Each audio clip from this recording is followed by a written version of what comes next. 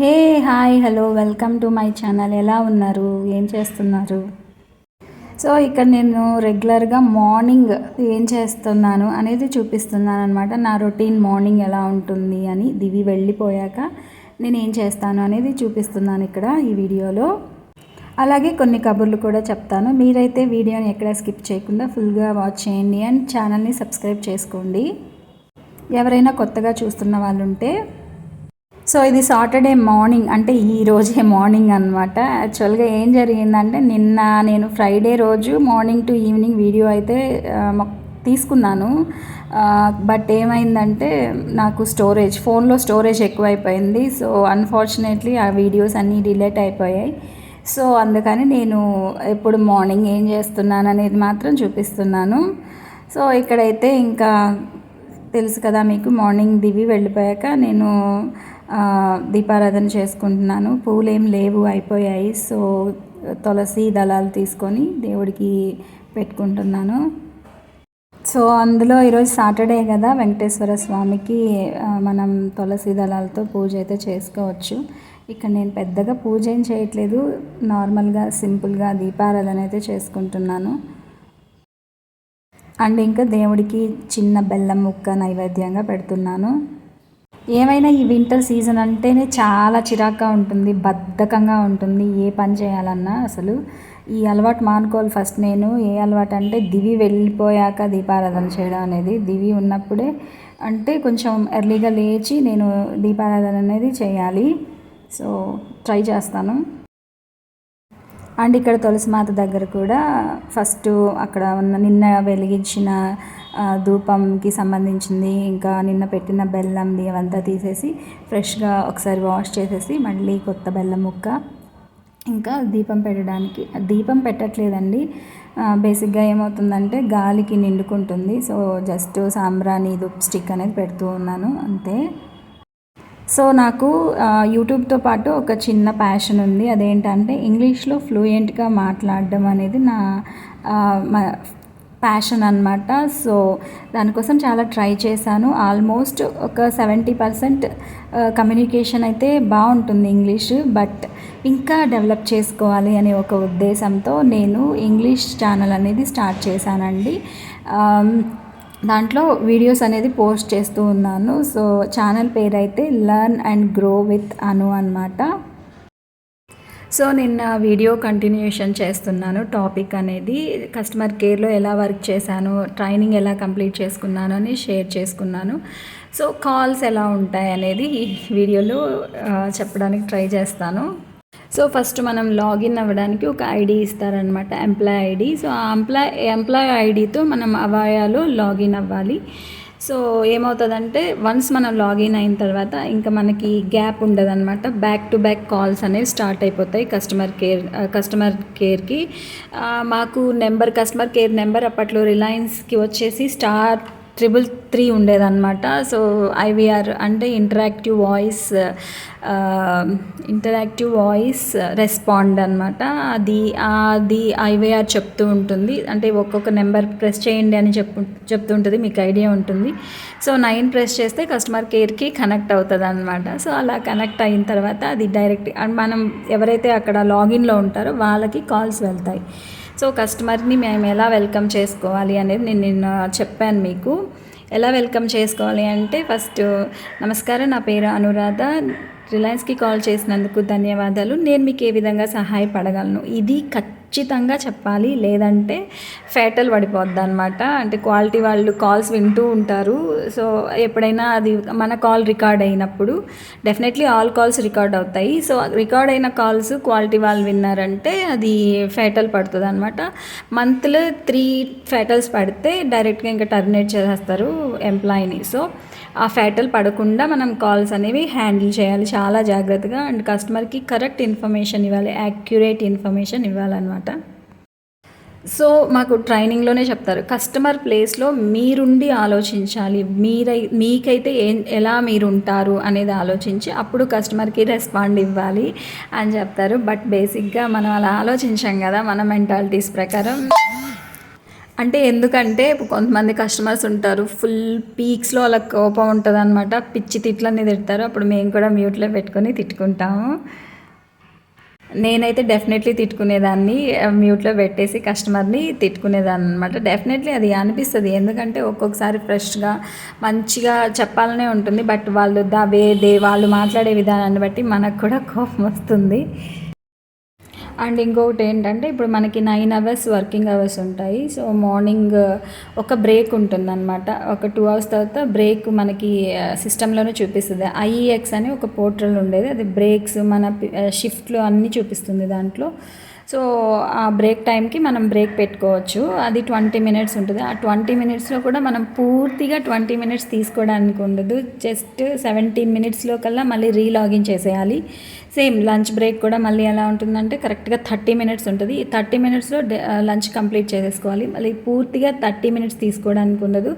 28 minute కల్లా అక్కడ login అయిపోవాలన్నమాట. అంటే బ్రేక్ అనేది ఎక్సీడ్ అవ్వకుండా చూసుకోవాలి. ఇంకా ఎమర్జెన్సీ బ్రేక్స్ ఉంటాయి 10 మినిట్స్, అంటే 5 మినిట్స్ తీసుకోవాలి. 5 మినిట్స్ అంటే మళ్ళీ 5 మినిట్స్ తీసుకోవడానికి ఉండదు, ఓన్లీ 4 మినిట్స్ తీసుకోవాలి. అంటే రెస్ట్ రూమ్కి అలా వెళ్ళడానికి ఆ బ్రేక్ యూస్ చేసుకోవచ్చు అనమాట. అండ్ మనకి ఇంకా సండేస్ వీక్ ఆఫ్స్ ఉండవు. సండేస్ కానీ ఏదైనా ఫెస్టివల్స్ కానీ నేషనల్ ఫెస్టివల్స్ కానీ ఆ రోజు మనకి హాలిడే ఉండదు. వీక్లో ర్యాండమ్గా ఏదైనా 2 డేస్ వస్తాయన్నమాట. అది కూడా బ్యాక్ టు బ్యాక్ ఆ 2 డేస్ రావు. ఆ వీక్లో జంబుల్డ్ విధంగా వీక్ ఆఫ్స్ వస్తాయన్నమాట. సో వీక్ ఆఫ్స్ కూడా మనం ఊరు వెళ్ళాలి అంటే మళ్ళీ ఎవరితో అయినా స్వాప్ చేసుకోవచ్చు. అవతల వ్యక్తికి ఓకే ఆ రోజు వాళ్ళు వీక్ ఆఫ్ తీసుకోవడం అక్కర్లేదు అనుకుంటే మనం ఆ వీక్ ఆఫ్ని స్వాప్ చేసుకోవచ్చు అనమాట. అండ్ ఇంకొకటి ఏంటంటే మనం దగ్గడం, తుమ్మడం ఇలాంటివి ఏమి కాల్స్లో చేయకూడదు, మ్యూట్ బటన్ యూస్ చేసుకోవాలి. సో అన్ఫార్చునేట్లీ అలా జరగాలి, కానీ అది మన చేతుల్లో ఉండదు కదా. సో ఆల్మోస్ట్ కాల్స్ ఎలాంటివి వస్తాయంటే ఏ ఆఫర్లు ఉన్నాయి, ఎంత అమౌంట్ రీఛార్జ్ చేసుకోవాలి, ఎంత రీఛార్జ్ చేస్తే ఎంత అమౌంట్ బ్యాలెన్స్ అనేది ఫోన్లో ఉంటుంది. సో ఇలా ఉండేది. అంటే ఇప్పట్లాగా ఇప్పుడు ప్రెజెంట్ డేస్ మనం ఒక పర్టికులర్ అమౌంట్ చేసేస్తే అది మంత్లీ వస్తుంది కదా. సో ఇదివరకు ఎలా ఉండేదంటే అలా కాదు. ఇప్పుడు మనం 50 రూపీస్ రీఛార్జ్ చేసుకుంటే వాళ్ళకి కస్టమర్కి బ్యాలెన్స్ 45 రూపీస్ పడేదన్నమాట. ఆ 45 రూపీస్ కూడా రీఛార్జ్ చేసుకోగానే కట్ అయిపోతే కస్టమర్ కేర్ మనకు కాల్ చేస్తారు. లేదంటే ఏ ఆఫర్స్ ఉన్నాయి, ఎంత అమౌంట్ రీఛార్జ్ చేస్తే ఎంత అమౌంట్ వస్తుంది, ఇలా ప్రీపెయిడ్ ప్రాసెస్లో ఉంటుందన్నమాట. ఇంకా కాలర్ ట్యూన్స్, ఆస్ట్రోస్, క్రికెట్ స్కోర్స్ ఇలాంటివన్నీ కూడా యాక్టివేట్ చేసేసుకుంటాడు కస్టమర్ తెలియకుండా. అమౌంట్ కట్ అయిందంటే మళ్ళీ మనకు కాల్ చేసి డియాక్టివేట్ చేసుకోవడం కానీ, ఎందుకు కట్ అయిందో కనుక్కోవడం కానీ ఇలా చేస్తూ ఉంటారనమాట. ఇదంతా ప్రీపెయిడ్ అనమాట. నెక్స్ట్ వచ్చి పోస్ట్ పెయిడ్ అంటే ఎలా ఉంటుందంటే మనం ఆ కస్టమరు ఫస్ట్ మంత్లీ అంతా యూస్ చేసుకున్నాక బిల్ వస్తుంది కదా, సో ఆ బిల్ పే చేయడం అనమాట. సో పోస్ట్ పెయిడ్ కాల్స్ అన్నీ కూడా ఎలా ఉండేదంటే చాలా డిఫికల్ట్గా ఉండేది. Almost employees post paid connection తీసుకునే వాళ్ళు ఫుల్ ఇంగ్లీష్ కాల్సే వస్తాయి. అందులో మళ్ళీ 2 డిపార్ట్మెంట్స్ ఉండేవన్నమాట, విఐపి కాల్స్ అని, పోస్ట్ పెయిడ్ కాల్స్ అని. విఐపి అంటే బిల్స్ ఎక్కువ ఉంటాయి, కనెక్షన్స్ ఎక్కువ తీసుకుంటారు. అంటే ఒకే పేరు మీద నెంబర్ ఆఫ్ కొన్ని కనెక్షన్స్ తీసుకుంటారు. అంటే కంపెనీ పర్పస్ కానీ ఆఫీస్ పర్పస్ మీద కానీ తీసుకుంటారు అనమాట. వాళ్ళు బిల్స్ చెకప్ చేసుకోవడానికి కాల్ చేస్తారు, ఎందుకు బిల్ ఇంత వచ్చింది అనేది కాల్స్ వస్తూ ఉంటాయి. ఆఫర్స్ ఏమున్నాయి అని కనుక్కోవడానికి వస్తూ ఉంటాయి. ఇలా ఉంటుందన్నమాట. అండ్ సిగ్నల్ రావట్లేదు అని చెప్పేసి కొన్ని కాల్స్ వస్తుంటాయి, ఇలా ఉంటాయి అన్నమాట. ఇదే కాల్స్ రిపీటెడ్గా ఉన్నా కూడా మనకి డే మొత్తం 180 కాల్స్ మనకి వస్తాయి అన్నమాట డెఫినెట్లీ. సో మేము షిఫ్ట్స్ కింద వర్క్ చేసేవాళ్ళం. ఏ షిఫ్ట్లు ఉండేవంటే 6 to 3 ఉండేది, 7 to 4 అంటే మార్నింగ్ 6 నుంచి ఈవినింగ్ 3 వరకు, మళ్ళీ మార్నింగ్ 7 నుంచి 4 వరకు, ఈవినింగ్ 4 వరకు షిఫ్ట్స్ ఉండేవి. ఇక మళ్ళీ మా ఆఫ్టర్నూన్ షిఫ్ట్స్ కూడా ఉండేవి అనమాట. 2 to 11 అని, 3 to 12 అని ఇలా షిఫ్ట్స్ ఉండేవి. సో ఇలా షిఫ్ట్స్ కింద మేము వర్క్ చేసేవాళ్ళం. నైట్ షిఫ్ట్స్ ఒకవేళ చేయాల్సి వస్తే క్యాబ్ ప్రొవైడ్ చేసేవాళ్ళు కంపెనీ. సో ఆ క్యాబ్లో మనం ఇంటికి వెళ్ళిపోవచ్చు అనమాట నైట్. అండ్ ఇక్కడ మన వీడియోలోకి వస్తే సో దివి అయితే దోశ అండ్ బంగాళదుంప కర్రీ ఉంటే తినేసి వెళ్ళిపోయాడు అనమాట స్కూల్కి. ఇక్కడ నేను వచ్చేసి ఒక చట్నీ చేస్తున్నాను. దీన్ని కారం అంటారు, పచ్చి కారం అంటారు మా సైడు. ఇది మా వైపు చాలా ఫేమస్ కారం అనమాట. ఇది చాలా ఘాటు ఉంటుంది, ప్లస్ ఈ వింటర్ సీజన్లో బాగుంటుంది. సో నాకు ఎందుకో తినాలనిపించింది. అందుకే కొన్ని ఎండుమిరపకాయలు, అంటే మనకి ఎంత క్వాంటిటీలో కావాలో అన్నీ, నేనైతే ఇక్కడ ఒక 15 to 16 ఎండుమిరపకాయలు తీసుకున్నా. ఇంకా ఒక పెద్ద సైజు ఆనియన్, ఎర్రగడ్డ, ఉల్లిపాయ తీసుకున్నాను. నెక్స్ట్ ఒక వెల్లుల్లిపాయ తీసుకున్నాను. అవన్నీ మిక్సీ, కొంచెం పించ్ ఆఫ్ చింతపండు తీసుకొని వాటర్ వేసి టేస్ట్కి తగ్గట్టు ఉప్పు వేసి మిక్సీ పెట్టేసుకోవాలన్నమాట, పేస్ట్ లాగా. సో దాని తర్వాత దీనికి పోపు పెట్టేసి మనం దీన్ని యూజువల్గా దోశలో తినచ్చు, ఇడ్లీలో తినచ్చు, బాగుంటుంది, చాలా బాగుంటుంది. అండ్ ఎస్పెషల్లీ వింటర్లో తింటే ఈ జలుబులు ఉన్న వాళ్ళకి, ఫీవర్స్ ఉన్న వాళ్ళకి నోటికి సగిచ్చినట్టు ఉంటుంది అనమాట. సో నాకెందుకు తినాలనిపించింది. అంటే ఎక్కువ వింటర్స్ చాలా చలిగా ఉంది. సో నాకు ఇలా ఘాటుగా తిందాం అనిపించి నేను దోశలోకి ఏదైతే ప్రిపేర్ చేసుకున్నాను. అండ్ నిజం చెప్తున్నాను, ఇది చాలా బాగుంటుంది, ట్రై చేయొచ్చు. కానీ చాలా ఘాటు ఉంటుంది, అది తినగలిగిన వాళ్ళు చేసుకోవచ్చు. చేసుకున్నా కూడా లైట్గా మనం దీన్ని యూస్ చేయాలి. ఎక్కువ యూస్ చేస్తే మళ్ళీ భయంకరంగా వేడి చేసేస్తుంది అనమాట. సో ఫైనల్గా పోపు పెట్టేసుకోవాలి. ఆవాలు, జీలకర్ర, కరివేపాకు వేసేసుకొని ఆయిల్లో. సో మా వైపు టిఫిన్స్ ఎలా ఉంటాయంటే ఇడ్లీ ఉంటుంది. ఇడ్లీ అంటే టిఫిన్ స్టాల్స్ ఉంటాయి కదా, అలా అక్కడ ఏమేమి ఇస్తారని చెప్తున్నాను. ఈ కారం కంపల్సరీ ఇస్తారనమాట. ఇడ్లీ, చట్నీ, గట్టి చట్నీ, ఇంకా నీళ్ళ చట్నీ, ఈ కారం, సాంబారు ఖచ్చితంగా ఇస్తారు. ఇడ్లీ, దోశ, బోండా, మిరప వడలు అంటే గారెలు అనమాట, ఇంకా మసాలా గారెలు. ఇలా ఏం తీసుకున్నా కూడా ఈ చట్నీస్ అన్నీ కూడా స్పెషల్గా వాళ్ళు కట్టి ఇస్తారు, చాలా బాగుంటాయి. ఎస్పెషల్లీ ఈ కారం. నేనైతే ఇక్కడ దోశ ప్రిపేర్ చేసుకుంటున్నాను. నాకు టిఫిన్స్లో కల్లా ఫేవరెట్ ఐటెం ఏది అంటే దోశ అనమాట. నేను చెన్నైలో వర్క్ చేసేటప్పుడు మాకు 74 షిఫ్ట్ ఎక్కువ చేసేదాన్ని నేను. సో ఆ షిఫ్ట్ చేసేటప్పుడు ఏమైందంటే బ్రేక్స్ అప్పుడు 20 minutes బ్రేక్ ఉంటుంది కదా, ఆ బ్రేక్లో నేను ఎస్పెషల్లీ వెళ్ళి దోశ ఆర్డర్ మాకు కింద క్యాఫ్టీరియా ఉంటుందన్నమాట. మేము 2nd floorలో 3rd floorలో అలా వర్క్ చేసేవాళ్ళం. సో మాకు డౌన్ ఫ్లోర్లో వచ్చేసి క్యాఫ్టీరియా ఉంటుంది, సూపర్గా ఉంటుంది క్యాఫ్టీరియాలో. ఇంకా ఫుడ్ కూడా చాలా బాగుంటుంది. ఇలా టిఫిన్ ఐటమ్స్ కానీ, స్నాక్ ఐటమ్ కానీ, ఇంకా మనకి మీల్స్ కానీ చాలా బాగుంటాయి. చాలా హైజెనిక్గా ఇస్తారు ఫుడ్ కూడా.